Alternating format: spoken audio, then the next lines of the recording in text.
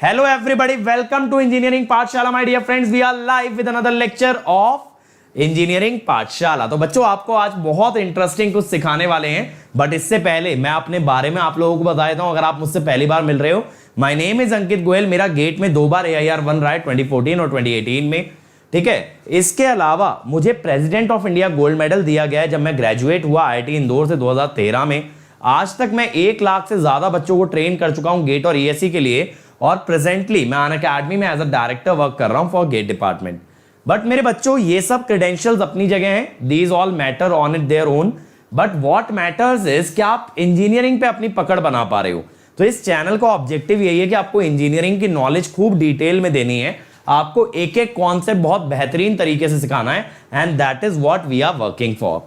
तो हम लोग आपके लिए इसी चीज के लिए बैठे हैं कि आपको एक एक कॉन्सेप्ट बेहतरीन वे में सिखाएंगे, एक एक चीज आपकी क्लियर करते जाएंगे. तो चलिए फिर आज का लेक्चर शुरू करते हैं. तो बच्चों आज के लेक्चर में मैं आपसे डिस्कस करने वाला हूं कि कैसे एक कैपेसिटर काम करता है. तो बहुत शॉर्ट वे में बताऊंगा, बट बहुत डिटेल्ड नॉलेज और बहुत सारी विजुअलाइजेशन के साथ, जैसा आप जानते हो कि हम हर वीडियो के अंदर करते हैं.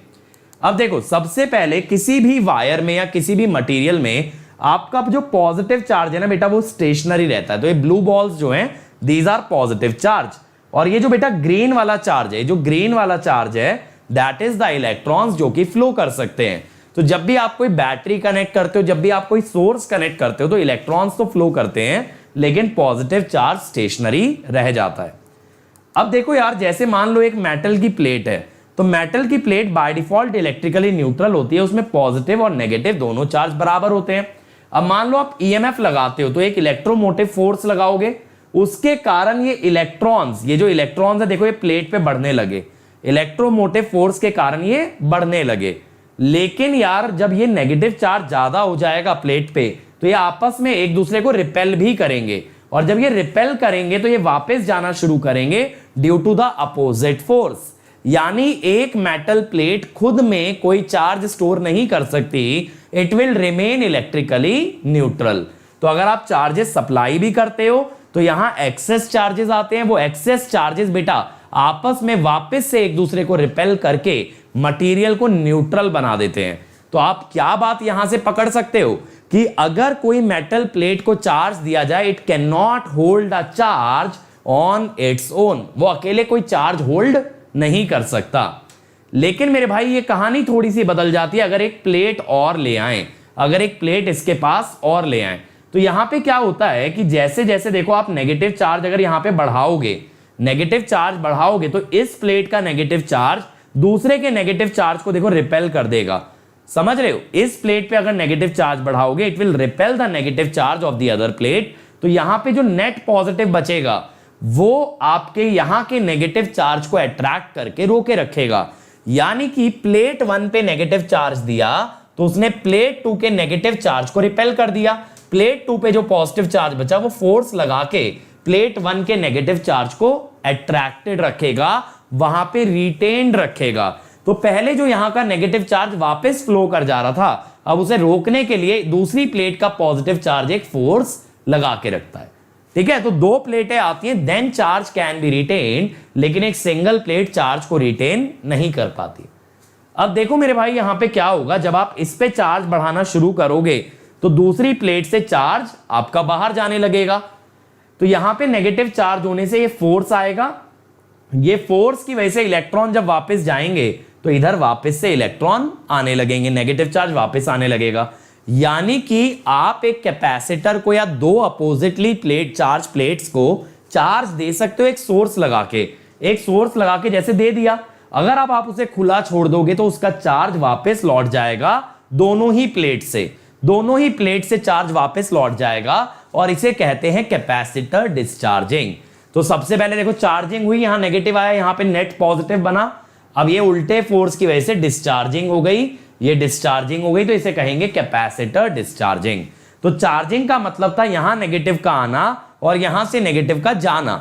अब डिस्चार्जिंग का मतलब है यहां से नेगेटिव का वापस जाना और यहां पे नेगेटिव का जमा हो जाना. तो देखो ये चार्जिंग चल रही है.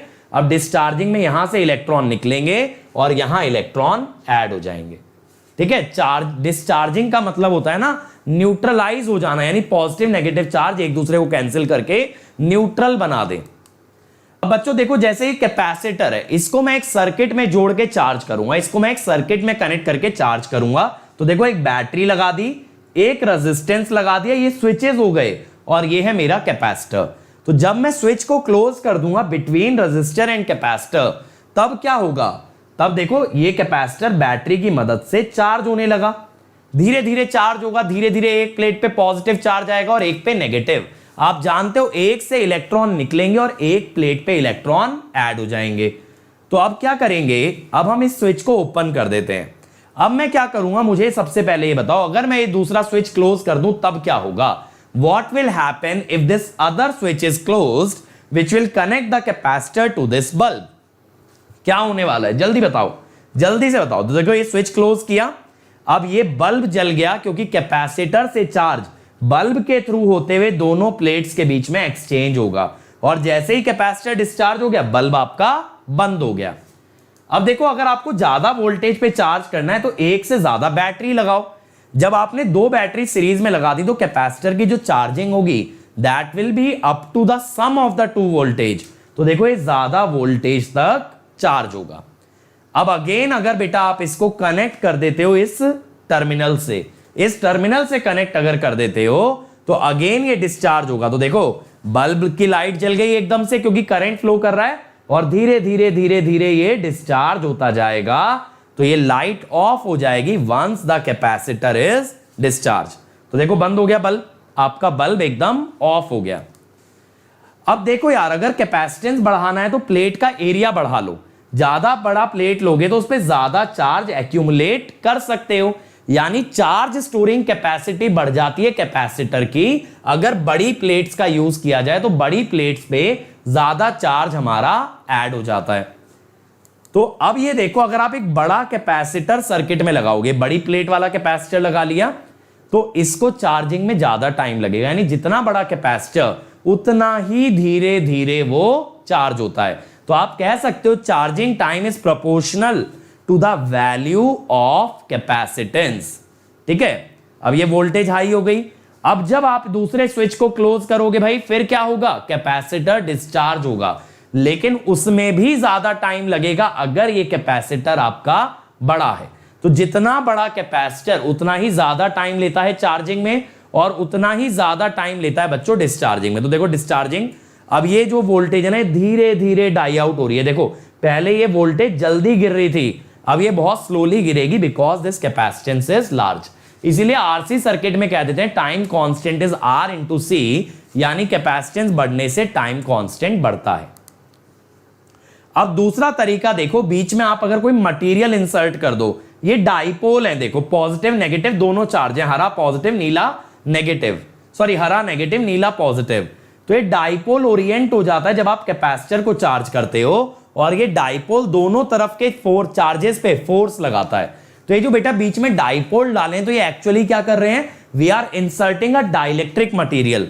तो ये डाइलेक्ट्रिक मटेरियल में जो पॉजिटिव नेगेटिव चार्जेस हैं, ये इलेक्ट्रॉन्स को अट्रैक्ट करते हैं और ज्यादा चार्ज को जमा कर सकते हैं, because they are applying a force on the charge, they are applying a force on the charge. देखो ये डाइपोल जैसे ही ओरिएंट हो गया, हरा वाला नेगेटिव चार्ज है उसको नीले वाला पॉजिटिव अट्रैक्ट करता है, और यहां ज्यादा चार्ज जमा हो जाता है। यानी कैपेसिटेंस बढ़ाने का एक तरीका यह भी हुआ कि आप उसके अंदर डाइलेक्ट्रिक इंसर्ट कर दें। अब तीसरा तरीका होता है प्लेटों को पास ले आओ। पास ले आओगे तो फोर्स बढ़ जाएगा, फोर्स बढ़ जाएगा तो ज्यादा चार्ज इस प्लेट पे रुक सकता है, क्योंकि रोकने के लिए कौन सा फोर्स यूज हो रहा है, दोनों प्लेट्स के बीच में जो फोर्स है वही चार्ज को रोके हुए है प्लेट पे। तो अगर आप यहां पे प्लेटों को पास ले आओगे तो फोर्स बढ़ेगा, फोर्स बढ़ेगा तो ज्यादा चार्ज आपका रिटेन हो सकता है। ठीक है, तो बच्चों इससे हमें क्या समझ आया कि कैपेसिटेंस की जो वैल्यू है that always depends on the area of the plate, material between the plates as well as the distance between the plates. Distance कम करने से कैपेसिटेंस बढ़ता है, मटेरियल में कोई और डाइलेक्ट्रिक इंसर्ट करने से कैपेसिटेंस बढ़ता है, एरिया बढ़ाने से कैपेसिटेंस बढ़ता है। इसीलिए पैरेलल प्लेट कैपेसिटर की कैपेसिटेंस होती है एप्सिलॉन A/D। तो अब आप एप्सिलॉन ए बाई डी का मतलब समझ जाओगे कि परमिटिविटी बढ़ेगी तो भी कैपेसिटेंस बढ़ेगा, एरिया के साथ भी बढ़ेगा, डिस्टेंस कम करने से भी कैपेसिटेंस इंक्रीज करेगा। अब यार इसी तरह के अमेजिंग कॉन्सेप्ट अगर आप और सीखना चाहते हो तो मैं अनअकैडमी ऐप पे बहुत सारे टॉपिक्स पढ़ाता हूं और गेट और ईएससी की तैयारी भी कराता हूं, बहुत सारे क्वेश्चन भी सॉल्व कराता हूं। तो मेरे साथ जुड़ सकते हो। जस्ट करना क्या, अनअकैडमी ऐप डाउनलोड करनी है और जब आप उस पर रजिस्टर करो तो बेटा आपको कोड यूज करना है अंकित ईएससी। रजिस्टर करते हुए कोड यूज कर लेना अंकित ईएससी। और इसके अलावा ये जो लिंक मैंने दिया ना इसको ब्राउजर में डालना। मेरी सारी क्लासेस जितनी भी मैंने अनअकैडमी पे आज तक ली हैं that you can watch absolutely free. ठीक है, इसके अलावा यार देखो प्लस पे आओगे तो बहुत सारे बेनिफिट मिल जाते हैं, जैसे कि live class, test series, scheduling, unlimited practice, बहुत सारी चीजें मिल जाती हैं। और आप अगर सब्सक्रिप्शन ज्वाइन करते हो तो बेटा नेटफ्लिक्स, अमेजॉन प्राइम सबसे बेहतर सब्सक्रिप्शन है अनअकैडमी का, क्योंकि ये आपको आपके करियर तक, आपके डेस्टिनेशन तक पहुंचने में मदद करता है। तो सब्सक्रिप्शन लेते वक्त भी आप यूज कर सकते हो अंकित ईएससी, क्योंकि ये कोड आपको ना इमीडिएट 10% डिस्काउंट दिलवाएगा। साथ साथ मेरी गाइडेंस में तैयारी करके आप भी मेरी तरह एक टॉप रैंक सिक्योर कर सकते हो और आइकॉनिक पे भी जा सकते हो। इसके अंदर एक्स्ट्रा बेनिफिट्स है प्लस से जो मैंने यहां दिखाया है, personal course, study planner, guidelines, ESC mains Q&A। इसके अलावा भी यार बहुत सारे बेनिफिट होते हैं, जैसे टेस्ट एनालिसिस आपको अलग से कराया जाता है और ये personal coach day in day out आपके लिए तैयारी में लगा रहता है और आपको गाइड करता रहता है। तो आप कभी भी ना अकेले नहीं पढ़ोगे, आपको लगातार कोई मोटिवेट करने वाला, गाइड करने वाला रहेगा और वो खुद गेट और ईएससी रैंकर होगा, तो आपको बेहतरीन वे में तैयारी करा पाएगा। बाकी आप टीचर्स के साथ, जो भी आपके फेवरेट टीचर्स हैं उनके साथ भी पर्सनली कनेक्ट कर पाओगे, स्टडी मटेरियल एक्स्ट्रा मिलेगा और इसके अलावा डाउट क्लियरिंग भी आपको एडिशनली प्रोवाइड की जाएगी। तो ये मेरा टेलीग्राम चैनल है, अगर आपको मेरा वीडियो पसंद आया तो जरूर इसे सब्सक्राइब करना, इस चैनल पे मेरे साथ जुड़ना टेलीग्राम पे। तो टेलीग्राम ऐप डाउनलोड कर लो और फिर ये लिंक ब्राउजर में डाल के आप मेरे चैनल पे आ जाओगे और मेरे सारे वीडियो का लिंक आपको वहीं पे मिलेगा। और अगर अनअकैडमी ऐप डालते हो तो मुझे फॉलो कर लेना, ये मेरी अनअकैडमी आईडी है, ताकि जब जब मैं अनअकैडमी पे पढ़ाऊंगा आपके पास नोटिफिकेशन आ जाएगा। तो ये हमारे अदर चैनल्स हैं, इनको भी आप सब्सक्राइब कर सकते हो, जैसे इलेक्ट्रिकल जंक्शन, यहाँ पे आपको इलेक्ट्रिकल के शॉर्ट वीडियोस मिलेंगे, क्रिएट्रिक्स, यहाँ आपको गेट और ईएससी का कंप्लीट सिलेबस मिलेगा। ठीक है, और गेट क्वेश्चन, यहाँ पे आपका प्रीवियस ईयर क्वेश्चन का कंप्लीट आपको सोल्यूशन मिलेगा। So thank you everybody. Video को लाइक जरूर करना, वीडियो को शेयर करना अपने सभी दोस्तों के साथ और इस चैनल को सब्सक्राइब कर लेना और बेल आइकन दबा देना, because that is what will spread this revolution further. So take care everybody, bye bye.